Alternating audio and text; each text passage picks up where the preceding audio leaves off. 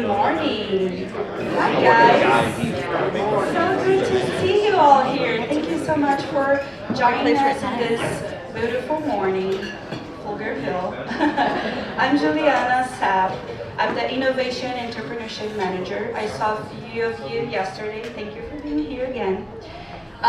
So today, just want to go really fast. Today, we have a morning with this breakfast that you already had, opening remarks from Jerry and the mayor, fireside chat, and please, this is a moment for you to ask questions.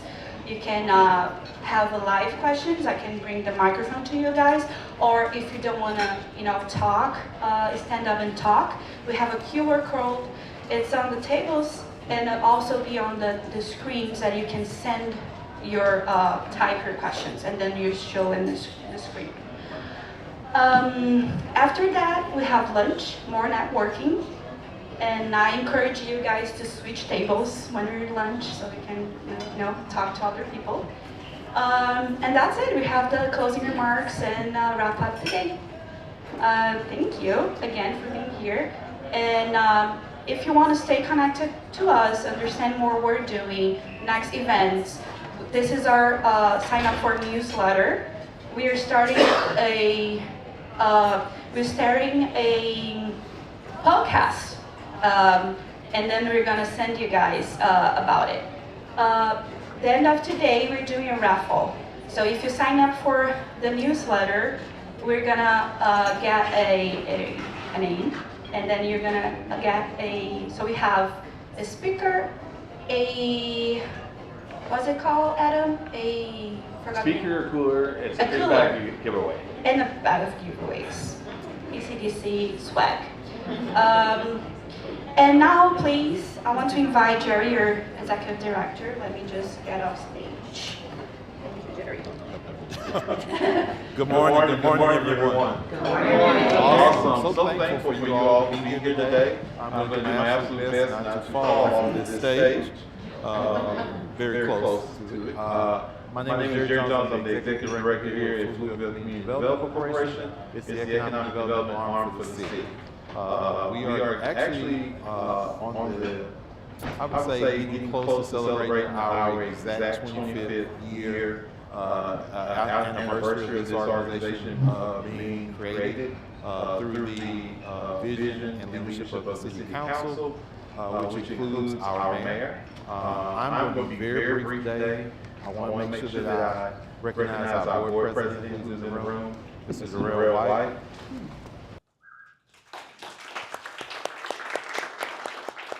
So as many of you know, there is a thing called funding, right? And there's not an infinite amount of it, right? There's some gaps, some funds that have to close those gaps. And so whenever this economic development organization, whenever the city council are deliberating and discussing where should funding go, there's this present need that we understand that small businesses need support. But we also need to know that what we're doing has a real return on investment. And so this year, unlike last year, I'm going to challenge each and every one of you to email me, jerryj@pfdevelopment.com, and trust me, you will get my email address before you leave here. I want to know, as this year goes along, where did you start, and where has your business grown throughout this year? We want to make sure that as we're being good stewards of the taxpayers' money, that we're putting these types of events, that they actually have a return on investment, that they are actually making what I call mental sense and pocket sense. And so the best way to know that is us hearing it directly from you all as the business community. Getting that information allows me to then inform my board and inform the mayor and council on whether or not these projects, whether or not these events and activities and sessions are actually being beneficial to you all that's involved. Also, within that email, if you are finding yourself getting stuck in a particular area, there's a bit of a surprise that I have to share with you. You are probably not alone. And so if you send me an email sharing with me where you're stuck or where you have concerns or where you need assistance at, someone on our team will do the diligence to either put forth some type of subject matter expert that might be in the area, be able to touch on that topic. We may require us to partner with other community organizations and state and also regional organizations that can provide you those types of assistance that you're asking for. I hope what you get from what was supposed to be an extremely short comments was that we're here to help. And the only way we can help is if we know what you need from us.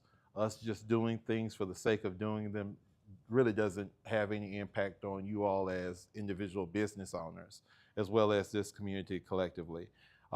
Moving forward, have I checked all the boxes, by the way? I'm looking at my team and they don't seem like they are bothered by any of my comments. And guys, I want to say I'm doing this without even having a drink of coffee yet, so this is really scary for everybody involved. But I want to make sure that I recognize not just my board president. I was getting ready to make an error. You always recognize your board. And my board members are board member Darrell White, who's our board president. Our vice president is DJ Lazada. Then we also have our secretary, who's Oscar Mitchell. Board members Rudy Mateer, board member Cesar Ruiz, board member Mark Lee, and also board member Adam Rosenfeld. I am hoping that I have not forgotten anybody, and I do not believe that I have. And then we also have our staff, who I'm very fortunate to be able to lead this highly capable group of individuals. I do not see Stacy, but I know she's somewhere in the room. Lisa, Juliana, Adam, as well as Andrew. We're really fortunate to have you guys join our team and be a part of this. And with that, I have the honor of being able to invite to the stage our mayor. Mayor Weiss is entering his first year as mayor, but he's also been our city council member for 9 years, I believe, and served on the PCDC board for 9 years as well. So he definitely understands what's going on today. Thank you, Mayor. Thank you. It's so exciting to be here with you today. I always love coming out, especially to support our small and local businesses. As Jerry mentioned, he was a little bit off. I've spent over a decade on the board of the Pflugerville Community Development Corporation, so I definitely have that passion and that history with our local business community. And I want to make this a little interactive, so I'm going to ask a few questions of you this morning. I want to ask who in this room, I don't know if this is a thing, who is thinking about starting a business but doesn't actually have their own business yet? Anyone? Okay, we got a couple. Who in here has a business where you're the only employee? Okay, about half of you. And who in here has a business with a location that's not your garage or your second bedroom at the house? Who actually has all right, okay, we got a couple folks who actually have locations. That's awesome. What I want to talk about, one of the things that is really interesting about Pflugerville, I love this statistic. It's been a few years since I fact-checked it, but it was true at least at one point. The citizens of Pflugerville hold more patents per capita than anywhere else in the state of Texas. Think about that for a minute. What does that mean? That means we got some really smart people here, some people with a lot of ingenuity, some people who can make something out of nothing. Isn't that what you all do every day? do a lot of making something, starting from a whole lot of little. And I think that really speaks to what we can accomplish when we come together and we undertake. Hopefully this event in particular helps you to find new ways to make more out of the hand that you're dealt, the little that you have to start with, or the amount that you've built so far. My goals as mayor, and as he said, I've been on city council for 9 years. What am I? I think I'm about 4, maybe 5 months into being mayor here. But I've had pretty lofty goals this whole time. And one of the things that we know we need to create more jobs in our community. I'm fond of saying the best way to solve Austin's traffic, the best way to alleviate congestion on I-35 is to not have to drive in it, right? Let's create the jobs here so we don't have to go there. Create the jobs here, raise that standard of living, open the more businesses. I always say one of the things I'm really excited about is paying taxes, because if I'm paying taxes, it means I'm making more money. Yeah, hopefully you want to pay taxes because you're growing your business, you're making a bigger impact, and we would love to have that value here in Pflugerville rather than in downtown Austin, or rather than across town in one of those neighboring communities. We want to make sure we're building jobs where our people have a higher quality of life. They don't have to commute. They have more time with their families. They have those nice high-paying jobs, those jobs that you're helping to create, not only for yourselves, but for the others as you expand. And I hope that coming out of events like this, you see a path to growing your business, to creating additional value, to creating more jobs for more people, to creating more value in Pflugerville. That's what we hope to accomplish here. That's one of the main drivers of the PCDC, of trying to assist you and help you find ways, whether that is through training, through funding, through support with development processes, support with the SBA, all those other organizations. Any way we can help. We've got an incredible staff. We've got motivated individuals who want you to succeed, because when you succeed, we all succeed. And when Pflugerville does better, I mean, I look better. So let's, I always say, if you're making me look good, that means you're doing good. I would rather you do good than me look good. So that's what I have to say to you today. I'm so excited you're here. I'm so excited for the work we're continuing to do. And I hope you are excited about what you're going to see today, what you're going to learn today, and what you're going to do with the information that you learn. So thank you.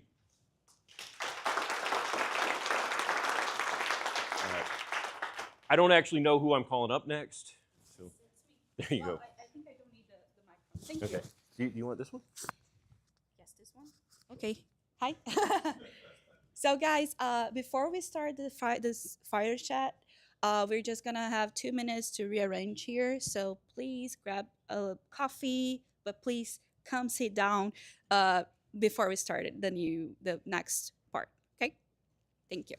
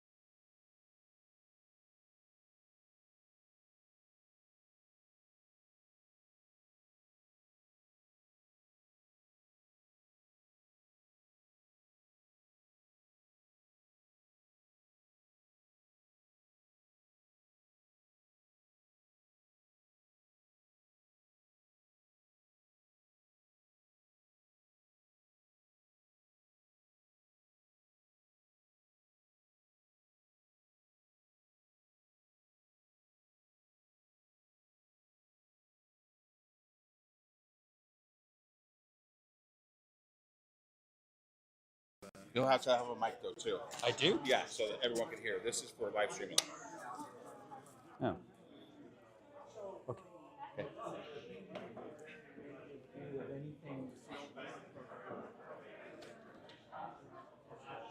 Whoa.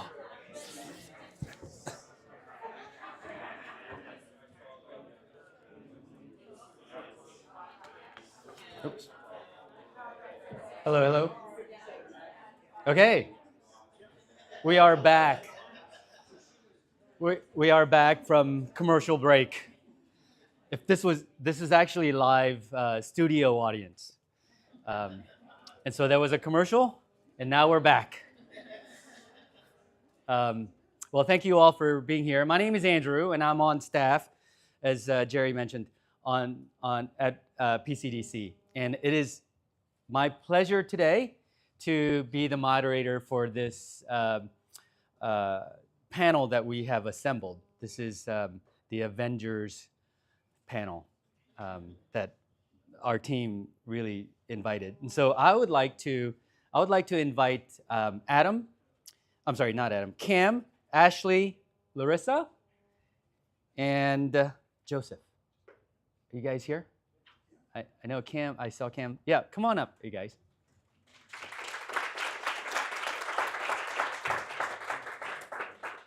So please be careful.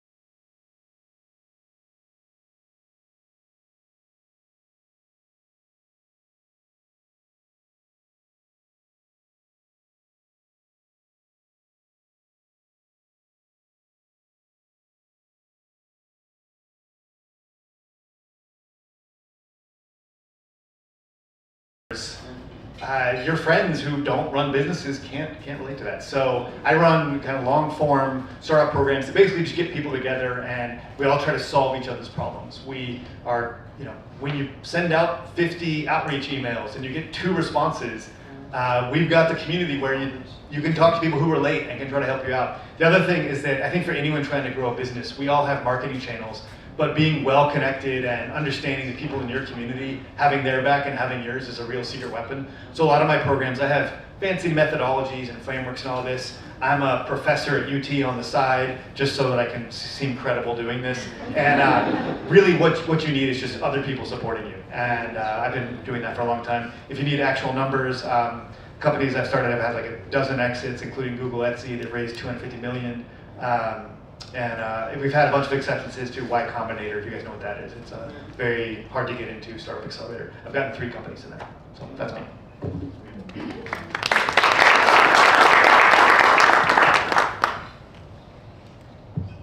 Hi everybody, my name is Larissa Davila. I'm the Executive Director for the Economic Growth Business Incubator. We are a nonprofit in Austin, Texas, and we serve Central Texas, which is Travis County, Williamson County, and the 5 counties around it. We provide one-on-one business coaching to small business owners. We also provide business accelerators. We're very happy that we're putting together an accelerator with the Pflugerville, which is going to start next month, and it's for giving traction and scaling your business through your business plan. So we're very excited about it, and everything we do it at no cost to small business owners. And we've been around the community for about 22 years. We have been ranked #1 business accelerator in Central Texas for 3 years in a row by the Austin Business Journal, something that we're very proud of. And we work with the everyday Main Street business owner, local business owners, and we help them get to profitability and sustainability. And it's a pleasure to be here.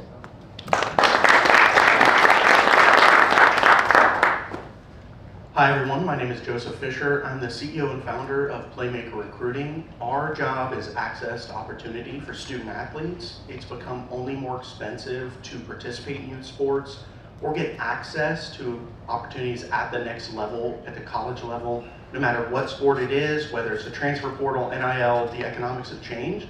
And our goal is to lower those barriers. And so we connect directly with players, the coaches, and do a ton of data aggregation with our own special sauce on the analytics side to make sure people can put their best foot forward and people have access to opportunity. I'm from from Pflugerville. Most people don't know where Pflugerville is if I'm out of town, so you'll have to excuse me. Went to Pflugerville High School, I'm a proud Panther, and I'm excited to be back in the area, building this business here. Okay, great, thank you. Let me set some ground rules. So this is actually more about you, than it is about them. As much as I appreciate you guys being here, we invited you guys for them, right? And so please feel free to ask questions. Okay. More questions you ask, easier on my job. When I ask you guys a question, I'd appreciate it if you guys think about how you answer the question so that it inspires questions. And then, if it's controversial, all the better. All right? Okay, so here's the first question, and it's to everybody. What does unconventional growth mean to you all in this environment of lack of resources, lack of funding, lack of time, lack of just any general resources that would help you guys help a business grow? So what does unconventional growth mean? Yeah, I can start. So unconventional growth, we're on the hardware side of things. So we have a physical good. And so when we started thinking about how are we going to manufacture, one of the big pieces that we had to think through, not only on the funding side of things, was how do we manage inventory in a way that's not going to cripple the business's cash flow, but then also we can take consumer feedback that we get on our good, because that's the most important thing is we want people to like it. If they don't like something about it, tell us about it. And we need to be able to change quickly. So as we thought about how are we going to grow and scale our business, we were we have to think of unique manufacturing practices to do that. We can't just go spend a couple $100,000 on a mold. What can we do? Well, we can leverage additive manufacturing. So we can go down the 3D printing route. So for us, we've been able to unconventionally scale by using 3D printing. It allows for mass customization. We were able to get a partnership with Mike Tyson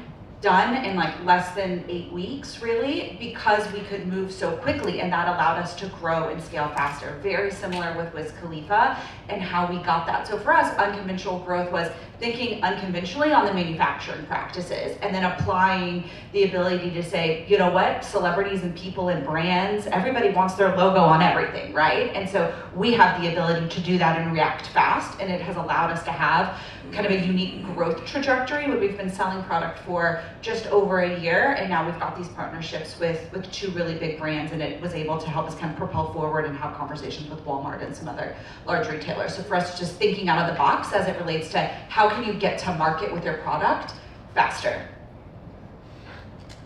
Congrats on those partnerships. Thank you. In my world, it just means usually customer growth, getting new business is tough. There was a time where you could just hang out on socials and it was kind of fun, and you would build up an audience and this would translate to customers.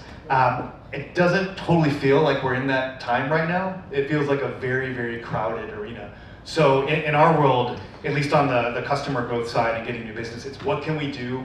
Where can we, what waters can we swim in that no one else is swimming in? What can we try that no one else is doing?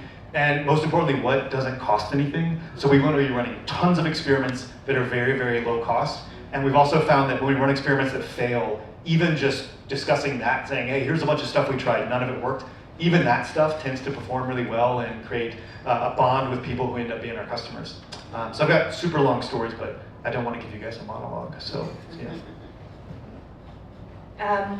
Well, I guess in my world, most of the things that we do are extremely conventional. We're not very unconventional. So one of the things that I would say is to have unconventional growth in this time is to approach business ownership as it is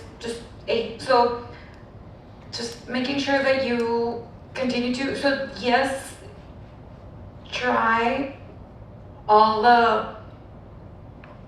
everything that is happening. So there's so many things happening in the most industries, and most of the rules of business are changing dramatically in this past few years. So access to funding, certifications, I could go on and on. So I guess the thing would be to stay focused and continue having your north, and just continue doing what is, so looking at the new methods of doing business, but also maintaining the traditional methods of doing business. So for example, yes, online presence is tremendously beneficial for business owners, and it does create a lot of authority, and it does open doors for us. But at the same time, continue to do networking, continue to pick up the phone, continue to have coffee with someone, and creating deep relationships with those that could be your clients or prospects, and the ones that are gonna actually buy in bulk from you.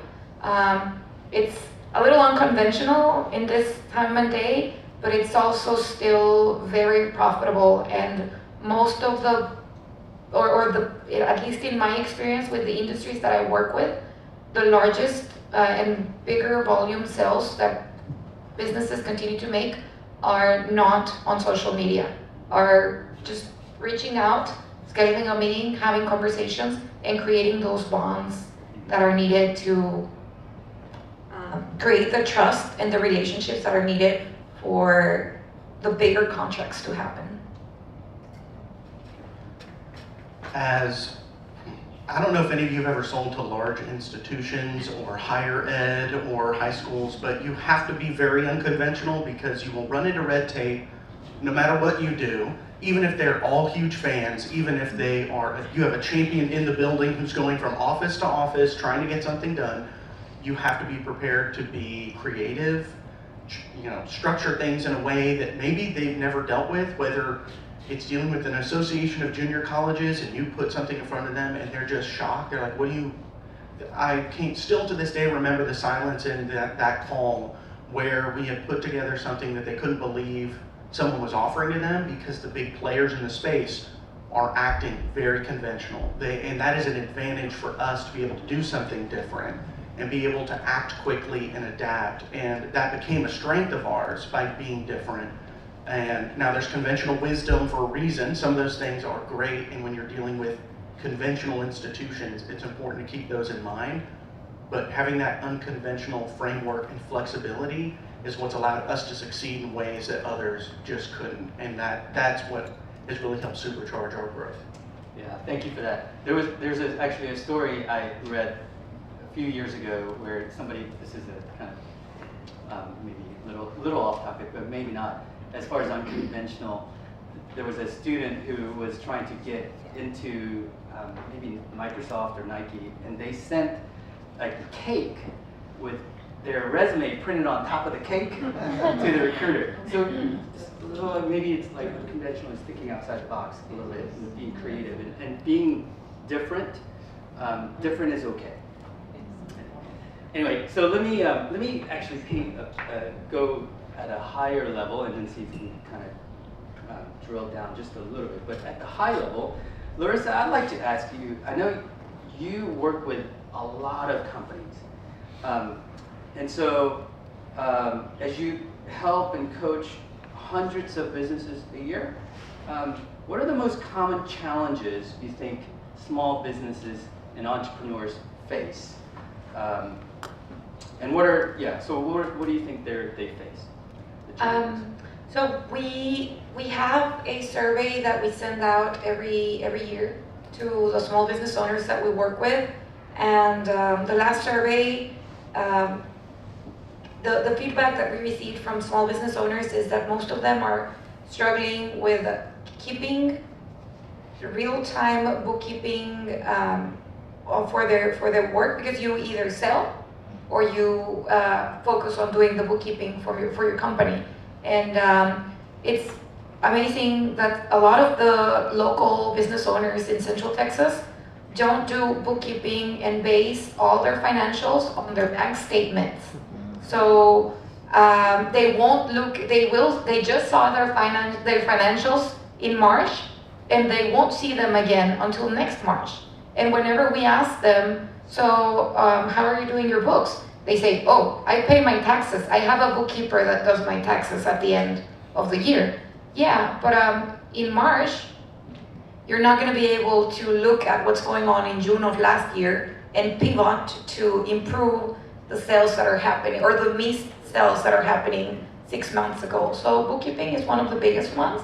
Having real-time, this relationship with your books that you can go and see where we're in week 3 of quarter number 2 and say, okay, so this is what's happening. Bigger corporations too. They look at their financials per month, per quarter, per week, and then they know how to pivot and how to readjust their goal, their sales score goals, their spending and their financials to have profitable years. But small business owners, you either produce, you sell, or you do bookkeeping. So that is one of the biggest ones I see. Another one is marketing. They are struggling with, do I network, or do I Facebook, or do I sell, or do I do the books and all that? So yeah, it's very difficult, and it's like figuring out a way to manage your time in a way that you are able to do everything. So balance, time management and balance are very difficult. So I would say bookkeeping, marketing, time management, and getting and retaining good labor. So just acquiring good employees. I would say those are the biggest ones. Okay. Do you want to disagree? No. Okay. I want to address this one really quick too. Somebody said, what's something that you thought mattered early on that actually didn't matter so much?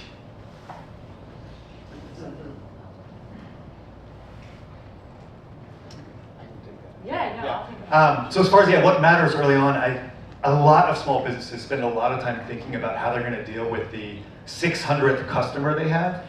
And again, a lot of times that's just a lot of wasted effort and building systems that are ready to scale. When your first 10 customers, it's okay if it's totally unscalable. It's okay if you're just doing it so badly and the whole business is strung together with chicken wire and duct tape. That is how it works for the first 10 customers.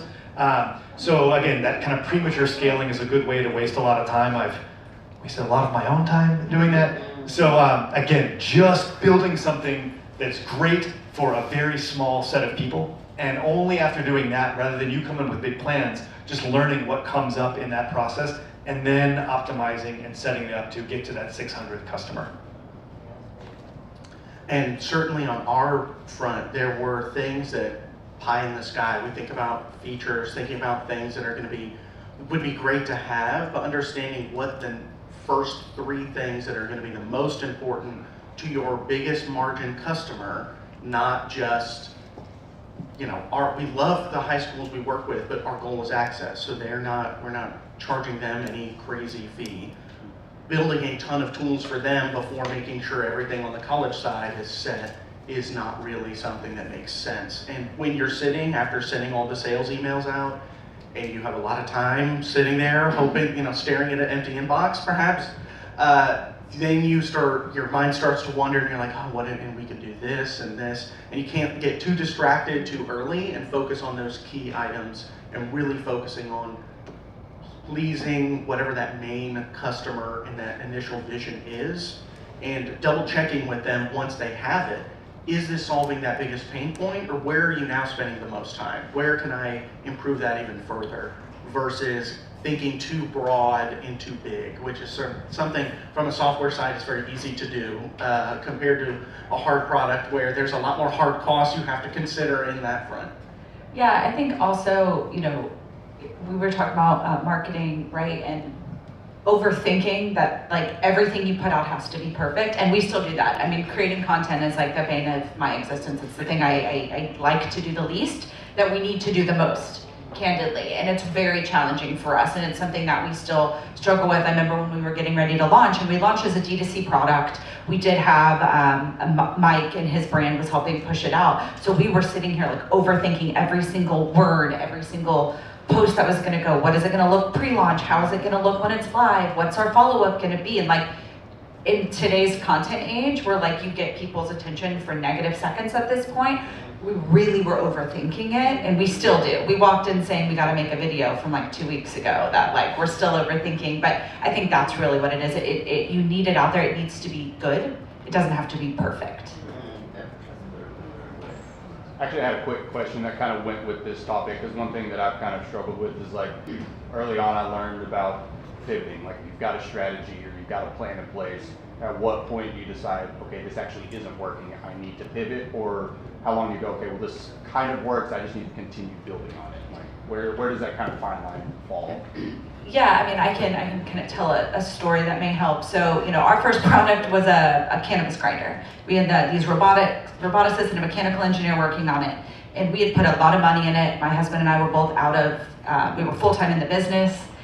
We had a 1-year-old, so we were like really in the thick of it. And one day, this guy comes to our house, drops off a box of parts with a note that's like, "I'm done, don't call me again." And we were like, oh my gosh, like what are we gonna do? Like everything we have is in this. It was like not a great day, I will say that.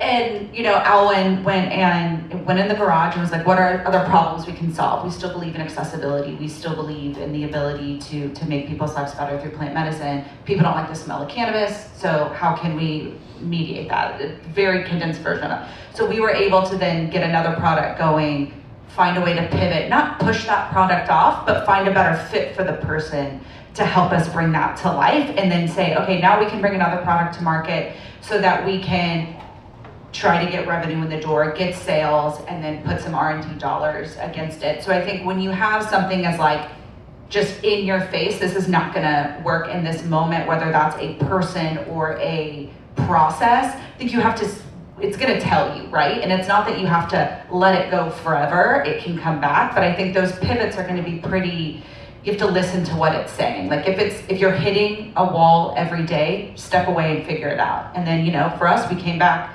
3 months later and had a new engineer, and a roboticist, and he's great, and he got it where it needed to be. So I think the pivots are gonna happen. Like if you're forcing it too much, you probably just need to think about a different way to approach whatever that problem is for your specific business.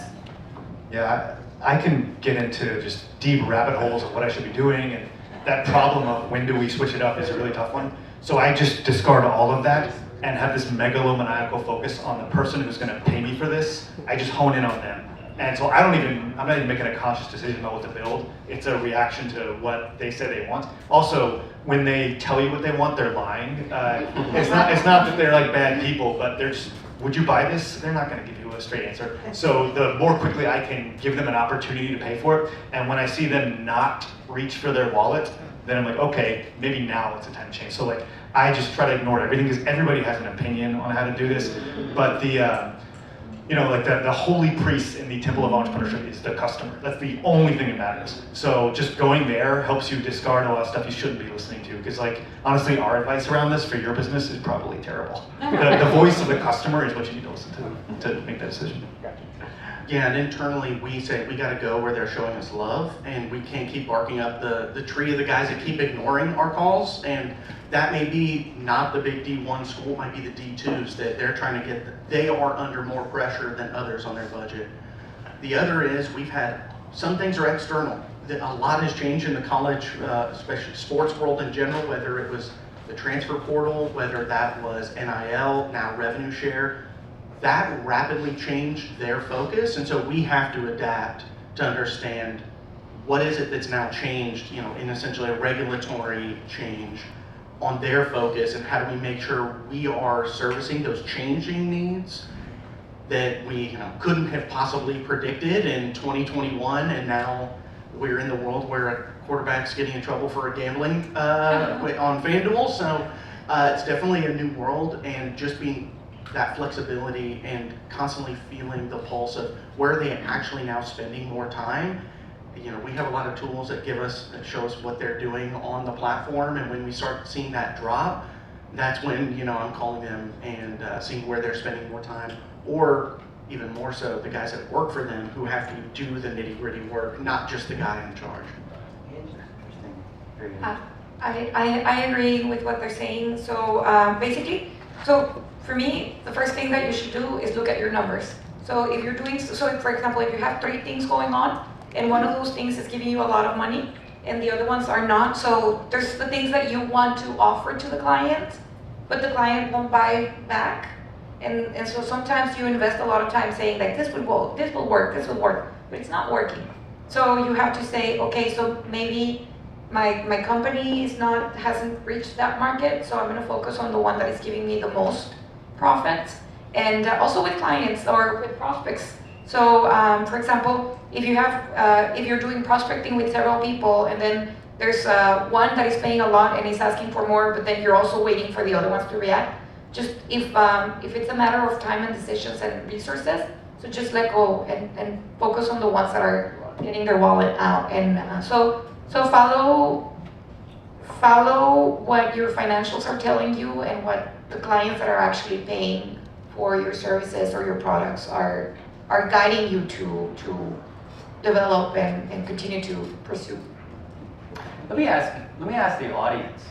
So here in the panel, we have a product, right? And then services, right?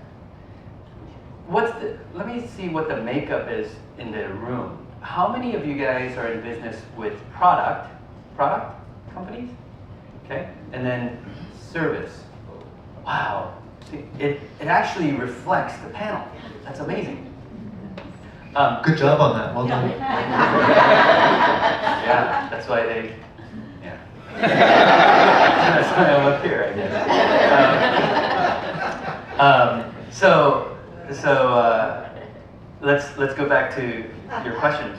I think this is a good one. How did you approach marketing when you had little or no budget? We went the licensing route. For us, it kind of fell on our lap that we did that. So when we launched our first product, we did launch alongside Mike Tyson and one of his brands. And so our thought process was, we are a small business, we have no budget, we can't put money behind it. I also don't want to pay influencers. I don't want to give them a free product, give them an affiliate link, and pay them a monthly fee off the bat. That's crazy. I don't get it. Isn't Mike Tyson really expensive? He really was not that expensive, all things considered. Yeah, no, it was, I mean, the deals you can, and same, they like it, right? And for Mike, and same with working with the Khalifa team, they like that it's an electronic device. The product is $199. So, and when you can structure the deals, and it's a licensing, they're making royalties. They can make more money on a $200 item than they can, a dollar item potentially. And so for us, we sat and we were thinking, okay, how can we have more people know about us faster? We knew that the conversion was going to take a little bit more time because of the price point that we're at, and there's a learning curve on why do I need a personal air purifier, right? But for us, it allowed more eyes on our product, whether that's at trade shows, which was really helpful for us as well to launch and have Mike Tyson sitting in our booth using our product, talking about it, to having it on his social channels as well, and having just more people in his network ask about it. Those influencers that support him and his brand, and same with the Khalifa team. Now I understand that's unique that we have the ability to kind of leverage these celebrities, but where it makes sense for your business to lean into influencers or content creators as much as I don't love doing it all of the time, they can create that content a little more rapid than we can on our side of things. And so for us, launching in that way was really what we did. And then I'm just gonna answer the part B. I kind of can lump them together on the channel, because for us it led to revenue, and it led to partnerships with and being able to sell directly online with Walmart and Best Buy. And so we were able to leverage how we showed up with our kind of smaller budgets and the power of the celebrity that we had behind us to then say, okay, now Walmart.com is interested in why is Mike Tyson selling an air purifier? How do we get our customers to buy this product in our stores and on our online? So for us, we just had to get creative and again, unconventional to the first question of how do we think differently about how we go live, how we manufacture the product, how we talk to our customers. And for us, it really came down to leveraging, you know, the licensees that we've been privileged to work with. Let me ask, did you want to? Yeah, again, I think her point about getting eyes on it is important, in that for most of us in this room, the problem is not that people know we're good at what we do and the service you offer is good. The bigger problem is they don't know you exist. So really solving for that, and to answer the question of what do you do if you have no budget, well, then you need to answer the question of how do I get them to know I exist? And there's a lot of different ways to do this. You know, she's talking about meeting with Walmart. As soon as I would meet with some kind of dream customer, the first thing I would do is reach out to someone else and say, hey, we're in talks with insert company name here. Do you want to talk? Notice that we have not closed the deal yet. They're not a testimonial on our website. We're just in talks with them. But anything to get that sort of validation, and then, like, again, I might not remember the name of her company, but I'm gonna remember Mike Tyson and Wiz Khalifa.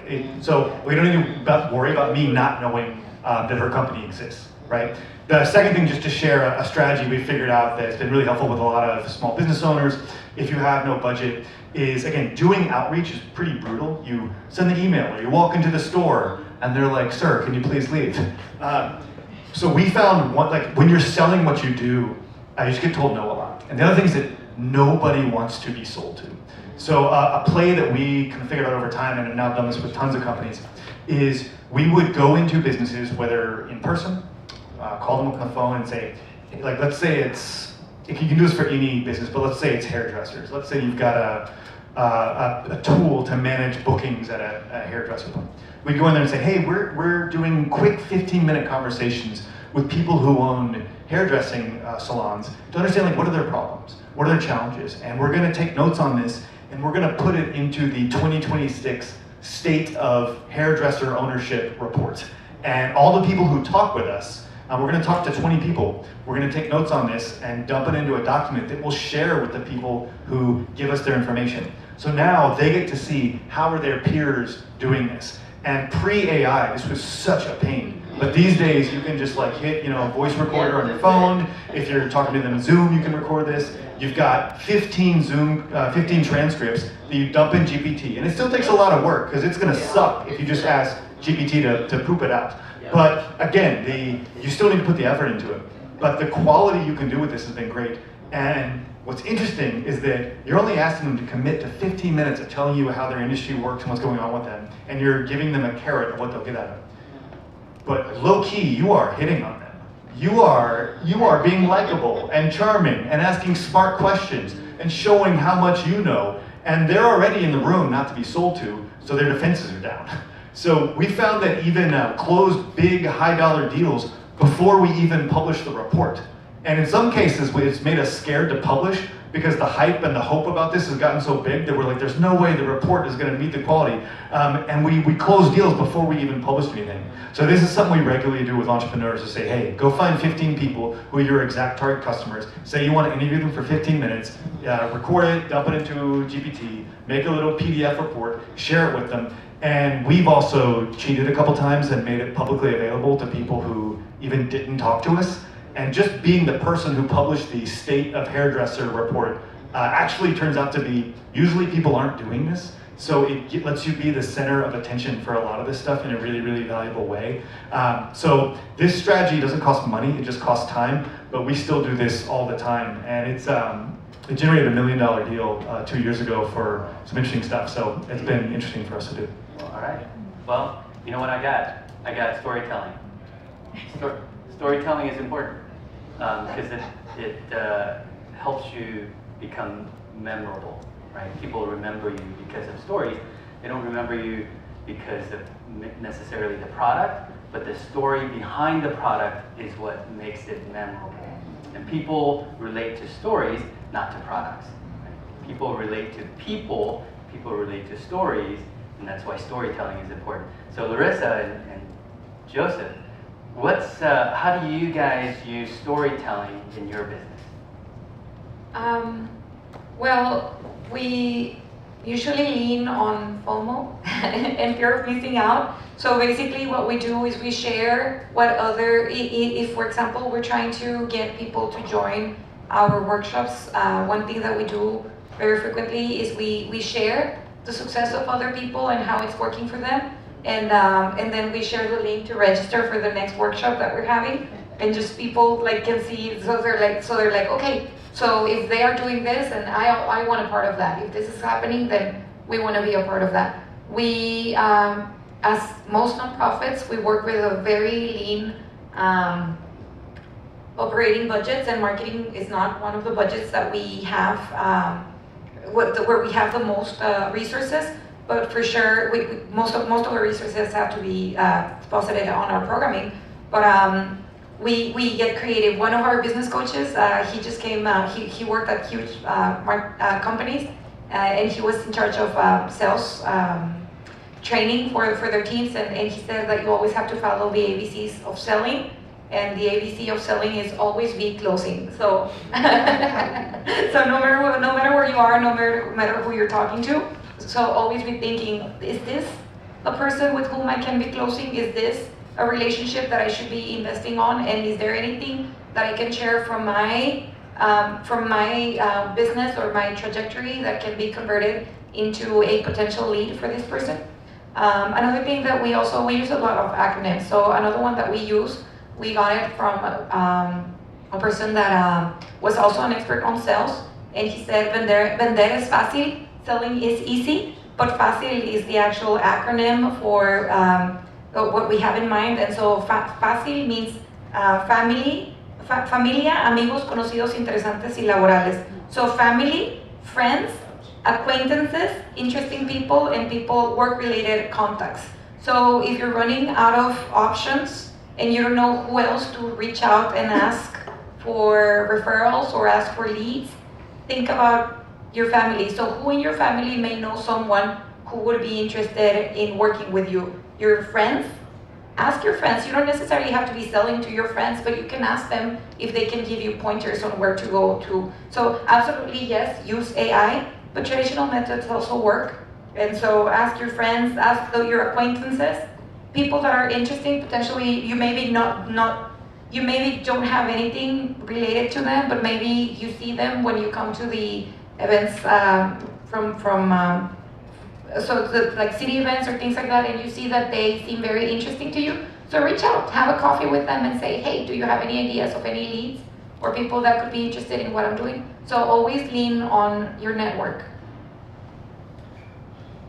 I feel sports in particular really lends itself to storytelling. That's easy for us at least, especially to talk about those that either we've helped, those you talk about somebody from a rural high school trying to make that difference. Every year there's a new crop of somebody making that transformative opportunity or jump to the next level. Cam Ward was one just a few years ago. Every year there's somebody who beat the odds. And we lean into this idea that there shouldn't be underdogs if everyone really has access to that opportunity, but we want to root for them anyway, and we should be exhausted by the number of these people that are beating those odds, so to speak, that make that opportunity, make the most of their opportunity.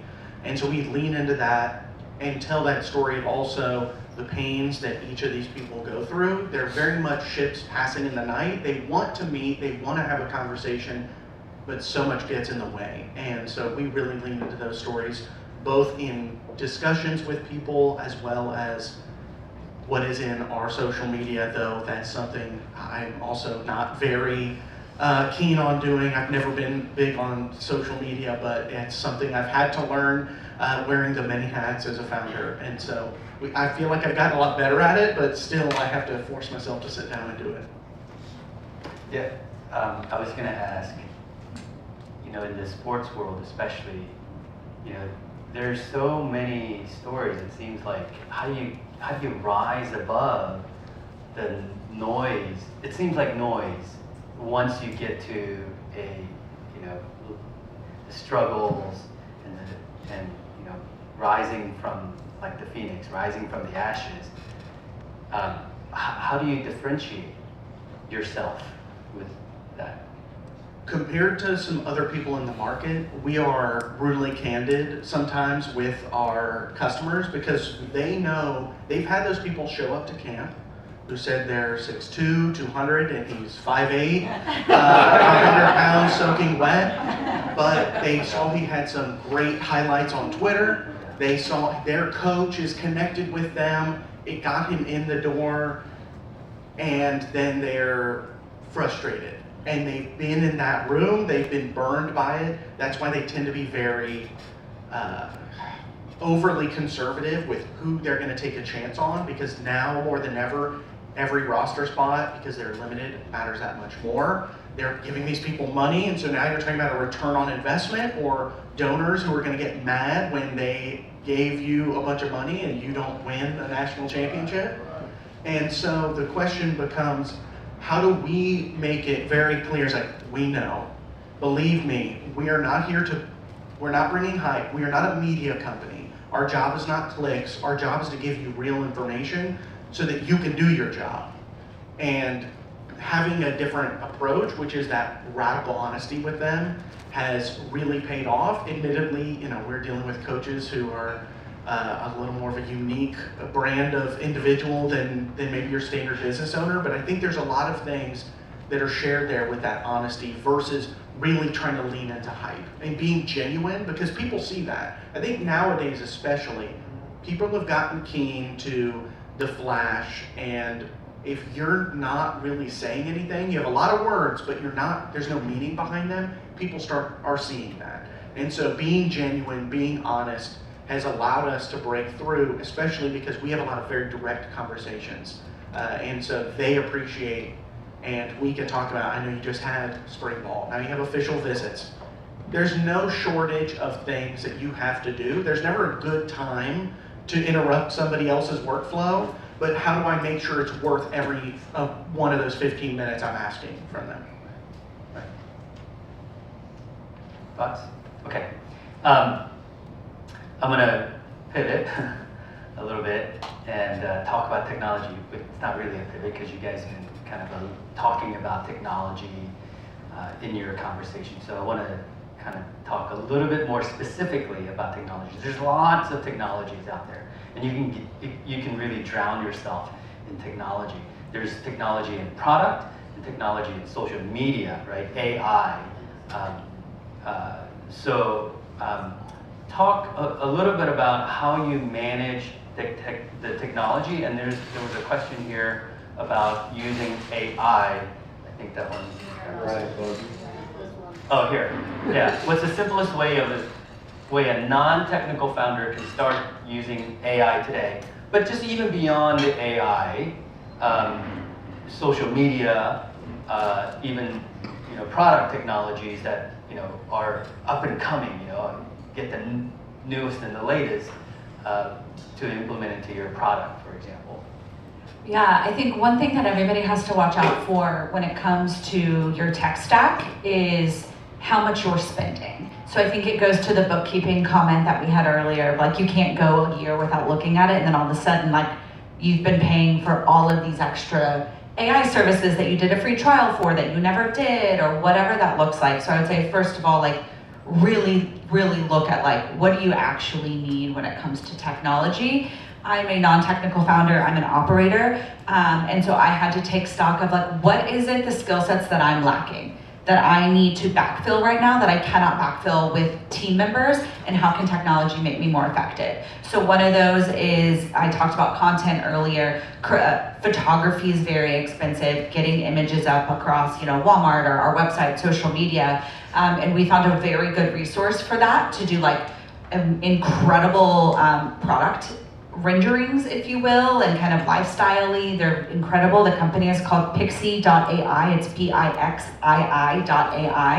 It has been a game changer for us for the business, but it helped take a little bit of that burden of content off my plate. Leveraging something like Canva also, which has been very helpful, and there's a lot of AI. You can like tell it now to like make a still video, make a still a video. Well, I had got quotes from animators and was able to kind of get what I needed out of that. So I think it's thinking through what's the skills that you need, what is it that you actually need, and then what tools are around to leverage that. Another one that I really like is Notebook LM. It's part of the Google Suite. That one has been a game changer when I did something very simple. I wanted an infographic about air purification to pitch to an investor. I just wanted a little bit more information. Well, we were not popping up as a source on our website. And what was incredible about that is it allowed me to then get an audit of how is Google, when I'm asking very specific questions that my website should be delivering on, it's not delivering on that. And it could then give me feedback to say what it is. So for me, it all comes down to know your skill set, know where you need to backfill, and then what technologies can help do that for you. You don't, yes, like you can use Perplexity for whatever, or Gemini or Claude or GPT, like they all have a purpose. I don't think you need to pay for subscriptions for all of them. I think it's overkill. It's gonna drain your limited cash that you already have. So just simply, what is it that you need? What are the products out there that you can trial and then have them deliver good outcomes for you? Everything has to be outcome driven. If you put bad data in, you get bad data out. So you have to figure out what is the good data that you can put in that you have control over, and then to get with tools that are gonna give you better outcomes than you could do on your own that work within your budget. Cool. I'd love to just get a read from the room real quick on how they feel about AI. Put your hand down here if you hate it and you think we're gonna die. Put it up here if you're like optimistic, this is doing good things. Can I just get a sense of like where you guys are? Okay, so we're okay. I'm an AI maximalist. Like I've been running kind of education programs around AI before ChatGPT. I am still a little worried about Terminator 2 happening, but you know, whatever.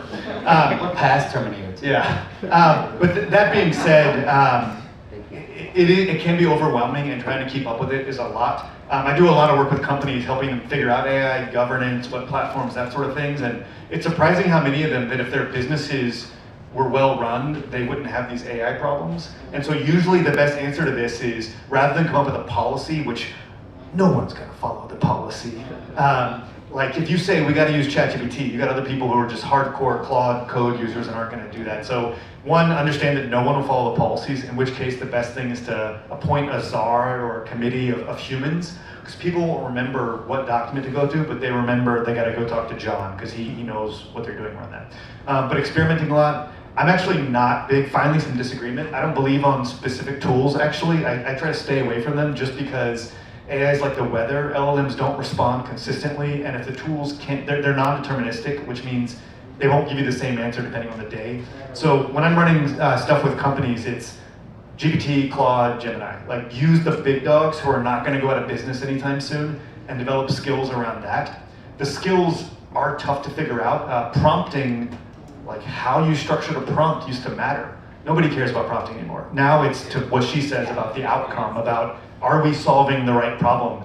And again, that goes back to a lot of the skills aren't around AI, but are we trying to figure out what to do? A good metaphor is that imagine you're trying to climb a mountain. AI gives you these poles and the boots, and so you can climb up the mountain better than ever before. But we gotta make sure we're climbing up the right mountain. If we climb up the mountain where there's nothing up there, then we wasted our time. So to her point about the outcomes and thinking about that, that's the harder thing. Most people are terrible at that because we are in the organization instead of on it. So when I'm working with companies on this, the best thing they can do is just get together and talk about it. We find a lot of times, rather than hiring some expensive trainer, by the way, I'm an expensive trainer, so I'd love to come work with your companies. But before you do that, one great thing is just to set up, Tuesdays lunch, noon to 1, people get together and just show what they're doing. What's working, what's not. Most of us, the way we're learning AI is watching tutorials on YouTube, or if we're smart, of course, asking the AI to teach us how to do the skill. But that's by yourself. By yourself is okay. but that means that your colleague in another department isn't going to get that knowledge. So this low-tech approach of getting people together for lunch on Tuesdays and do a little show and tell of what's working, what's not, honestly drives way more value than paying someone like me tons of money. Yeah, us too, we're also staying with Claude, GPT, Gemini, which are the biggest ones, and we send the prompts. What we're asking our team is to stay authentic. So basically, you have a thought, you share the prompt to AI, and then from what comes back, you have to figure out what can I use, and what is authentically what I'm trying to communicate. So that is so making sure that everything that we're doing continues to have our voice. Even when we're doing design, so if the design is completely something that doesn't go with the culture that we have, then we just decide another way. And we're using it for service providers. We're using it a lot to find clusters. So for example, if you can upload, not necessarily the identifiable information of your clients, but what about adding the zip codes of the clients that you have and figure out if you have clusters? Where you can, so for example, if you have a limited budget, but you have a cluster of clients in some part of town, what if you, instead of using all your marketing budget to promote throughout Pflugerville, then you use your marketing budget to only promote where you have the highest concentration of clients, and their lookalikes are very, very likely to also get your services. Plus, it will reduce your commute time, because you're going to be like near where all the other clients are. So that is something that you can use ChatGPT for. And also, for example, if you put it by industry or by age of the business or by some, like for example, what is it? How can you cluster your business so that you can do more targeted services? Or for example, if you have if you go to your report, like reports of what sold in the last year, and you see which of the products you sold the most, but then you uploaded it to ChatGPT, and you say, give me, like, where do I have to focus now? So for example, if there's a product that is your, like, the biggest seller, and ChatGPT or whatever your AI platform tells you which one is it worth investing more on that one because it's going to be the money maker that is going to, like, give the traction to your business that you need? So it is good for prompting, it is good for design, but it is also good to analyze your business and see what you need to focus on to create like the financial traction that you need to propel your business this quarter. And I guess getting to the high level again, talking about tech in general, and being that we are kind of a web app, we are accessible through the browser. The good news is, it has never been cheaper to store a ton of data and mess with it in a standard structure because everybody is competing for your business right now.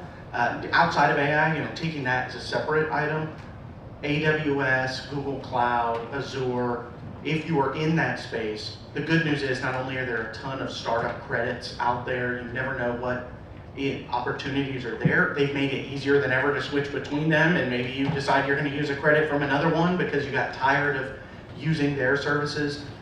They are competing so much that those costs have come down. And then on the AI front, I found every one of them is going to be a little better at something. Gemini, especially when we're talking about the web data and analytics, I have found is better. Who would have thought Google's good at the web information and everything else that they have collected. But it is, like Cam said, there are tools. You still have to make the climb, and sometimes there's going to be a day where you're still tying your shoes and tying knots for that climb, and investing in some of that basic knowledge because it is the prompting. It's not great at just assuming what you really mean. You have to be really specific. It's like a really base level intern that you need very specific instructions for, and if you do that, it's going to be surprisingly helpful. But you can't just hand it something like it was someone already working in your business for a year or two that knows what to do. It is like you've pulled a fresh college freshman off the street and tried to get them. It's like, hey, I need you to help with this, and you've got to be specific. And we have found that we've been able to really accelerate the amount of time we have for the more, hard in-person parts of our business. The other thing I will say, and this is kind of my skepticism a little bit. Be careful if it is integrated into your sales outreach. Because I get emails all the time making an assumption on what it is my company does, what we can do, and then somebody picks up that thread to start answering, and they're like, oh, this is not what we thought you were. And so keep in mind that if you're going to have that happen, if it's a numbers game, and it's like, hey, I'm okay with some misses at the plate, as long as I'm at the plate, that's great. But if you do that a lot, you're gonna start building a reputation. And in a very specific market like us, there's only so many coaches out there, they'll start talking. And so that is something you have to keep in mind if you're gonna use a tool like that, whether it's in your marketing or in your sales outreach, because it's gonna end up in someone's inbox, and if you really whiff, or it messes something up and starts hallucinating something completely different, it can put you in a really awkward spot. Yeah, I think one thing I'll add is you just can't rely on it to do everything. Like I think saying it's like an intern, or like smarter maybe than an intern, but like it doesn't know what it doesn't know, right? And so you have to be thoughtful with it. So just don't expect it to change. I mean, it's going to be helpful, but at the end of the day, you need those human interactions. You need to talk to the people on your team, like Cam was saying, figure out like, how are you using, what's working, what's not working, how can we fit it in, but it's not gonna all of a sudden be like running all your financial models. Like that's a terrible idea. It can help guide them, it can help answer some questions, but I wouldn't just be like, pretend to be a CFO of a hardware company so that I can pitch it for a Series A round. That's like a terrible outcome that you would get. So again, it's that outcome driven. Don't expect it to change. Be like CEO of your company now. Yeah, my teams think I'm kind of bipolar because I'm forcing them to use AI for literally everything.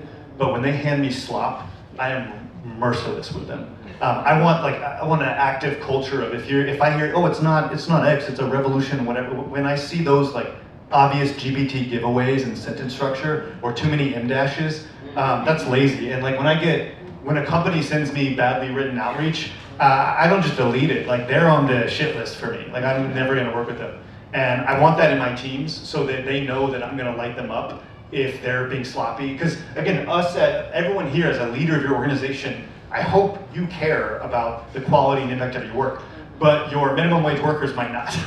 So again, I want to support them and say, hey, we have an opportunity here to let you have outsized impact and make a lot more money because of these tools. But if you are lazy with them and you mail it in, that is unforgivable. And again, it goes back to a lot of good stewardship of AI is how do we enable humans to use it well, which as a culture, as a civilization, we suck at right now. We're not doing a good job at it. Yeah, and I think I'm just gonna jump to one of the questions up here, if that's okay, that how important is a website? I don't know how you have a company don't have a website today, so I would say it's very important, you have to have it, but you can leverage AI, and I mean, they've made it very easy to have a website these days. It doesn't have to be the most in-depth website, but even something, we're a Shopify brand, and so we wanted all these custom features in Shopify. Developers are expensive. I have a limited budget. They just rolled out a new feature where like you can basically tell it everything you want to do and prompt. I wanted to have these 5 characters that it stacks and does ABC, and then on mobile, when it's on that type of a browser, it stacks it vertically. Like you can get very specific, and then all of a sudden I was able to get customization done on my website faster. So I think too, like one, yes, you have to have a website. If you don't have a website, it's very inexpensive. It's very easy to make it, but the AI tools can also make it where it doesn't feel like an out of the box website, where it doesn't look like just a standard template. So I would leverage the internally built tools within like a Shopify that is pretty advanced at this point to help your website. And then if you've got a good or a service, what the platforms are also starting to do is have you can now place orders in ChatGPT and they get fulfilled through Shopify. And so they're already integrating into the big models. And so it's feeding into your website, where if someone wants to searches best portable air purifier on ChatGPT, we will pull up and they can order straight from ChatGPT. The entire checkout process is within ChatGPT and we get it into Shopify. So you have to have a website to kind of that question so that you're feeding it somewhere. Again, you need people to know that you exist. How do they know that you exist if you're not on a website or have something that you can drive people to? Yeah, I think that answers the question. I was going to assume, and the danger of of assuming that the key to the question is importance of a website, not the existence of a website, because I think we all would agree that existence of a website for your business is a no-brainer, kind of a non-starter. But how important is a website that you would invest X amount? Like, you can go all out, or where do you draw the line and say, okay, this is enough? I don't think the website is important. The marketing funnel is important. And if people find you through SEO or through GPT, and that's going to send to your website, great. But a lot of, like, my people, the people who pay me money they're like the Minister of Innovation of Portugal. And that guy's not going to visit my website. He is going to be on LinkedIn. So I am bragging on LinkedIn constantly about all the cool stuff I've done. But website is neither here nor there. What's important is like where your customer's going to find you, and that's where you want to be. One thing that I have heard recently is that so the frequently asked questions page on your website. Many websites in the last few years have removed the frequently asked questions, but now with ChatGPT, it's now very, very important, because so you're basically providing in a question format the information that the people are asking. Another thing that I have seen entrepreneurs doing recently is that they are saying, I don't know, my company is Strawberries Today, so Strawberries Today is the best company for, and Strawberries Today, or would you ChatGPT agree that Strawberries Today is the best because so and so and so? And so basically, you're training ChatGPT and all these AI models to have this. So you're basically uploading information about your website, and it's important. So it's getting it from the web, but you're also uploading, and by you using the AI, it's also training the software to have this information. So a lot of my clients are receiving clients from AI, so from people searching for them, and they're finding them on the platforms. So that's another thing that you want to consider as a little bit of a strategy that you have. I would suggest that you consider it. I know a bunch of people who are running geo or like search engines optimization for AI, and when you ask them in private quarters, like, what are the best practices here? They say, dude, we have no idea. No one knows. So again, I wouldn't trust anyone on this. I would just trust, like, where are your customers, do the things they're leading where. But the hype on X and LinkedIn, there are so many people telling you how to do something, and they're full of it. So again, listen to your customers, pay attention to them, but you will do yourself a favor by not following crappy advice on the internet. Okay. Thoughts? Okay, we're gonna pivot again to a different topic, which is our favorite topic, money. So the question that came up is, what are your lessons on fundraising for your business or a particular project? I don't know if you guys raise money.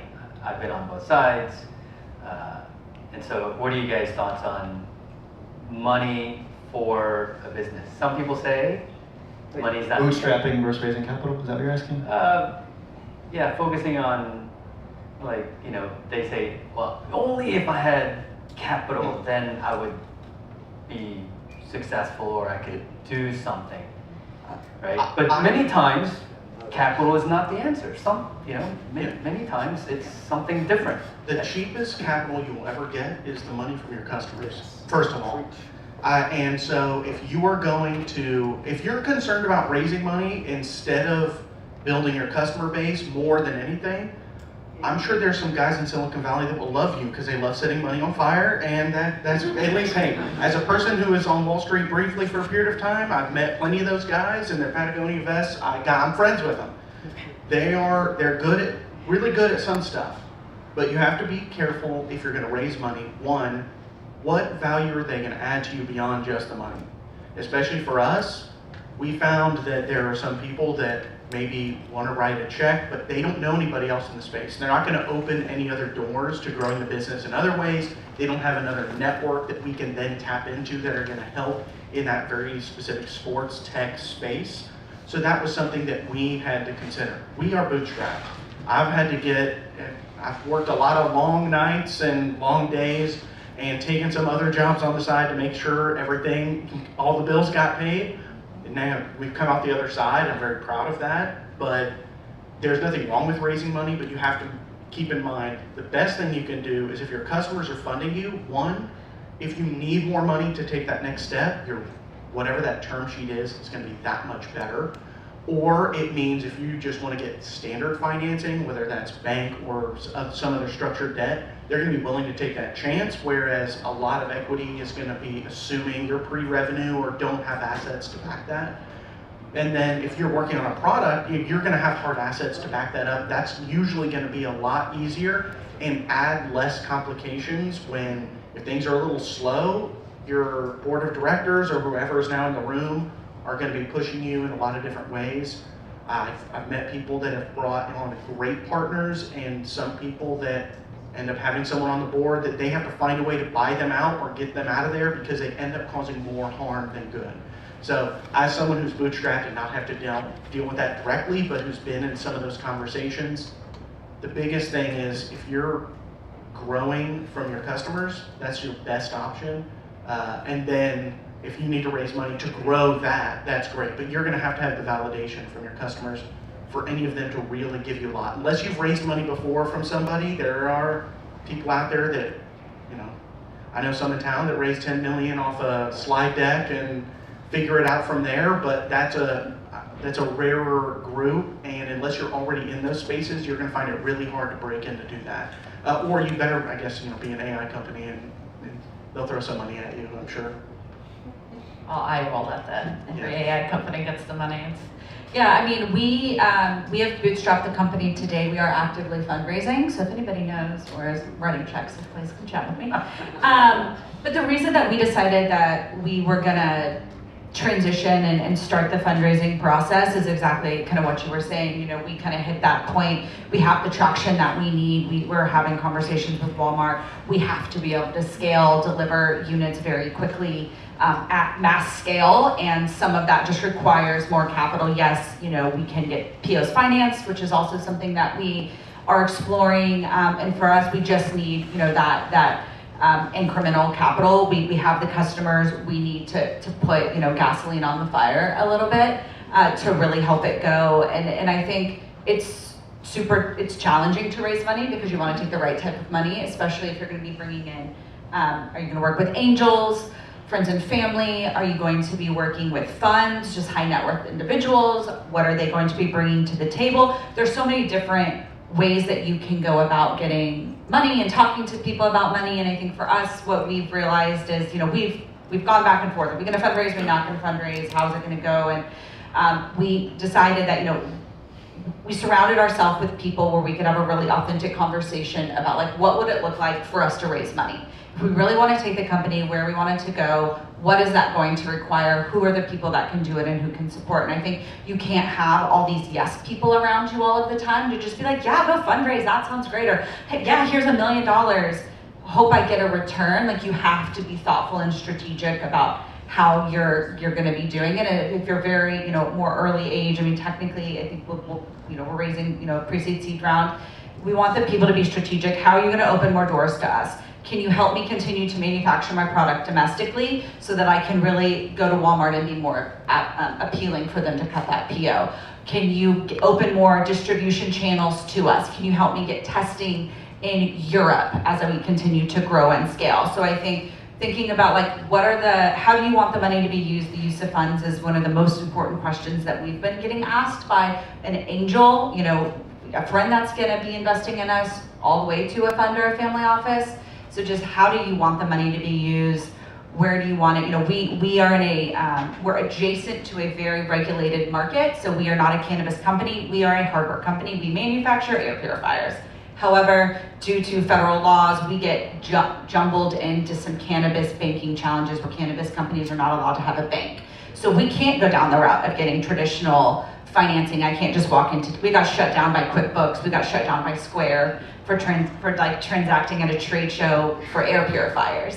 So I think if you're in a regulated market like we are, you have to also then be a little bit more open to maybe having to give away a little bit of equity. But there's really unique tools that you can go and do that. The last thing I'll say is, I'm curious your thought on this, but so many times I know that, and I've raised money before, you'll have people be like, go in with your ask and let it be firm. Like if you're going in and you're asking for a safe is a safe is a safe, and this is what you're gonna be raising for. But what we found is, our ask can change between if it's my brother wanting to invest, he's happy to have certain terms.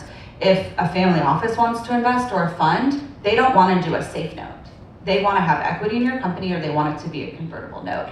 We're open to that. We're happy to be flexible, but I have heard a lot of feedback, not to me specifically, but like, you're too wishy-washy as a founder. If you're gonna be that open, which I understand, I think it's like audience specific, the ask can change pending how much money you're kind of raising. Do you guys know what a safe is? Oh yeah, that's a good point. It's a simple agreement for future equity. It's a entity. 90 seconds. Okay. Then I'm gonna not answer that question. Okay, no, I agree strongly with Joe in that if your compass, if your North Star is customers funding you, then what do you know? The investors come out of the woodwork and want to give you money.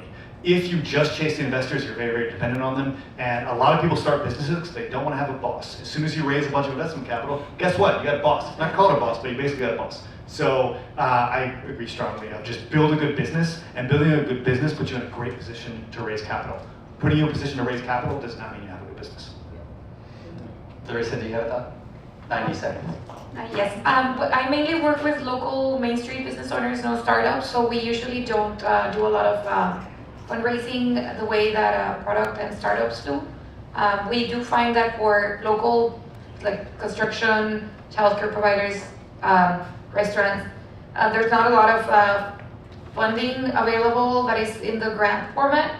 So I would just caution everybody to not fall for most of the websites and the emails that get to you that say that it's you could get a grant as a small business owner. Most of those are lead generators, and they will get information from you and not necessarily for your benefit. So be very wary of where you put your information.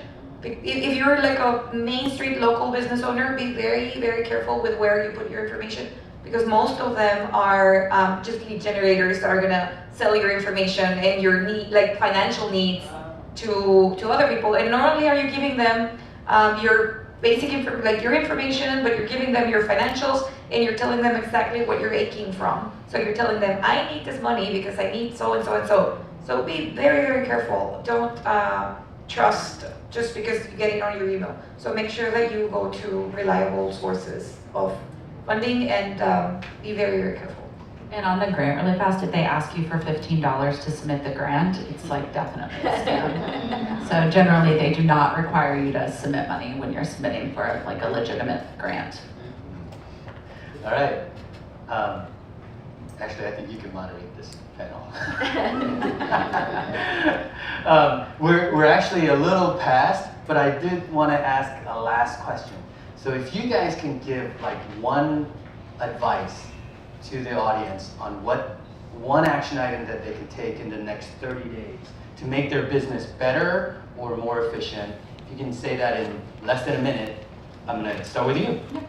Don't stop talking about your company. Talk about it with everybody. I got sales from my dental hygienist. I walk around with a bag that says "In the War on Cannabis" because people will be like, why are you carrying around a bag that says "In the War on Cannabis"? Having branded your hat, wearing your brand and talking about it, right? Like, be relentless, talk about it with everybody. You don't know who can open that door or who would want to buy your product or your service, so just be relentless with it. Don't be afraid to talk about it. It's your business, be proud of it. When you wear it proud, then people are gonna be like intrigued and wanna talk to you. So like, be curious, talk to everyone, just be relentless with how you talk about your brand and your business. All of y'all have this voice in your head where it's like, why am I even doing this? I am an idiot. I am not meant to do this. I admire this other entrepreneur, but I don't have that. Everybody feels that way, so don't feel bad. if you are not having some discomfort or falling on your face, you're not doing it right. So in the next 30 days, like fall on your face once or twice. That means you're trying something new and different. If you're just winning all the time, you're kidding yourself. I would say find your people. Being an entrepreneur is very, very, very, very lonely. And there's only so many times that you can nag about your business to your significant other.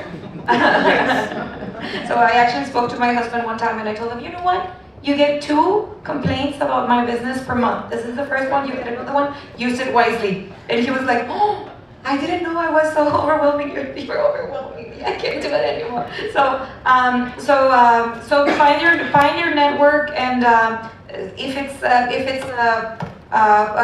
group of entrepreneurs, if it's a business accelerator, if it's the local chamber, find places where you can talk to other people and share ideas, and just rattle your creativity, and make sure that you bank on that. So even if not everything that we say makes sense to you right now, is at least something that is going to get you to think creatively and try to look at it from another perspective, and help you get the traction that you need to make your business fresh. So find your network and be active. Don't isolate yourself, and keep growing.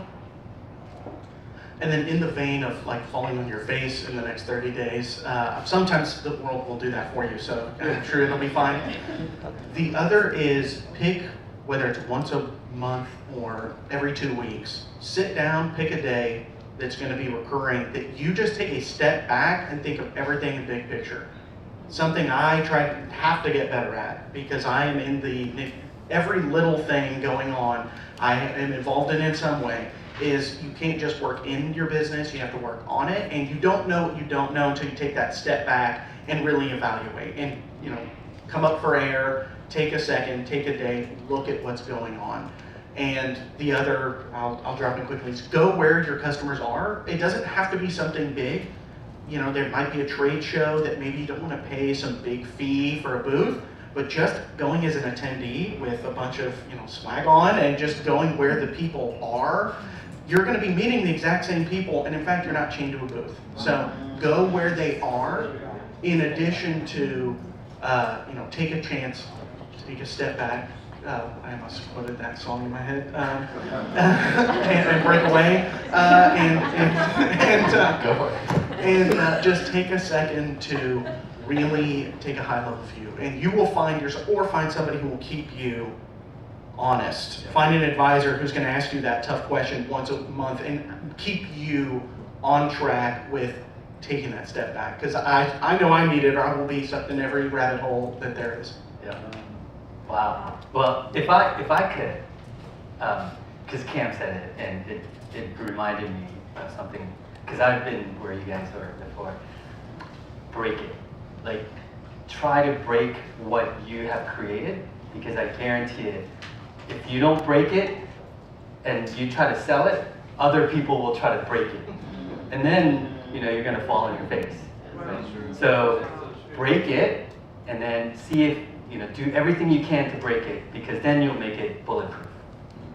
So with that, I want to thank these guys. That I think they're going to stick around.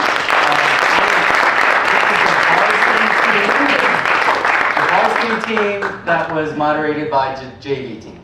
So thank you guys. I think Juliana, that's it. Thank you to the PCDC gang for making this happen. Yes, that was amazing. I want us to take a picture of the panelists and also one with all of you guys.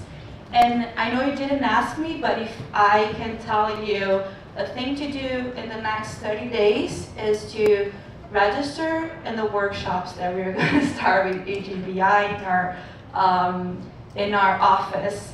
So you're going to receive an email with that workshop registration very soon. Okay, thank you guys.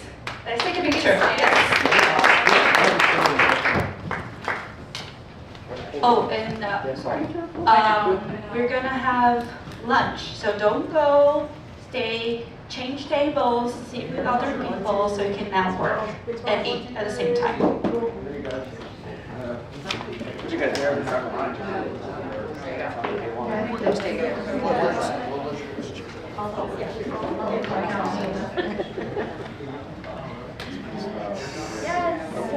Sorry, guys. Is that possible? Yes, it's possible. You got it. Right, 1, 2, 3. Smile. I'm sure I got it.